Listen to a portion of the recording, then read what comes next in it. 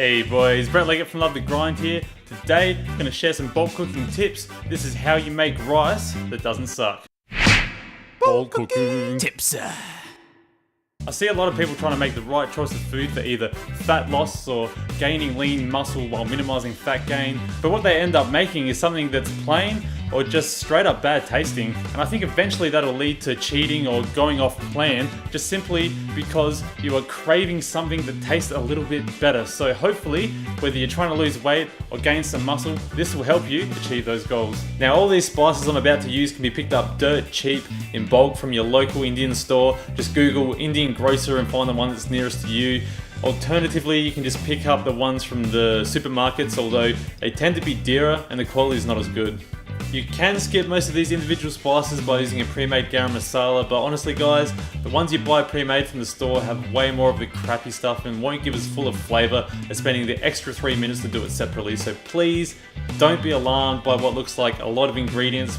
Once you buy the bulk spices separately, they last for years and they taste so much better. So you're going to want to grab your pot or rice cooker bowl as I have here and fill it up with enough boiling water for 5 cups of uncooked rice. Now, generally speaking, you should use at least 1.5 cups of water for every 1 cup of uncooked rice. So all up, I'm going to be putting in around 7.5 cups of water into this pot. So the first thing you want to do is take that cinnamon log and snap it in half. Now you can use a whole log if you really want, but personally I find the taste to be a bit too overpowering. The next thing you're going to add is bay leaves. Generally, I go by the rule of 1 leaf per cup of rice. You don't want to use much more than that as it can make the rice taste quite bitter. After that, add a pinch of dried fenugreek leaves. I find the Peacock Kasuri Methi brand to be the best. I probably killed the pronunciation of that name, but I've shown it here just so you guys can see. And now, introducing the god of all spices, coriander powder. You're going to want to put 1 heaped teaspoon of this in. Now, if you're one of those people that hates coriander, and apparently there's quite a few of you, please don't shy away from this spice. It doesn't taste anything like the herb, and it's made from grinding up the seeds. It gives a sagey sort of citrusy flavour to whatever you put it in.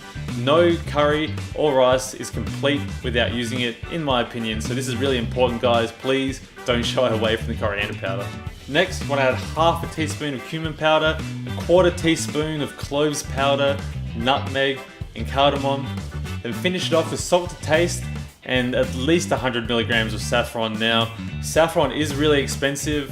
It was like $10 for 100 milligrams, so if you can't be bothered spending that much, you can skip it. Ideally, you want to use around 300 milligrams of saffron for this much rice, but I can't bring myself to spend that much money on it, so that's why I'm only putting 100 milligrams in there. So that's it for the spices. Now you want to add 5 cups of whatever rice you want.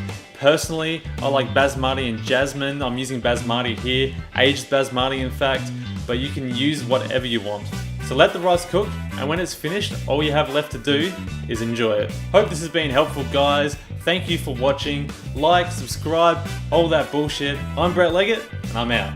I'll see you guys next time.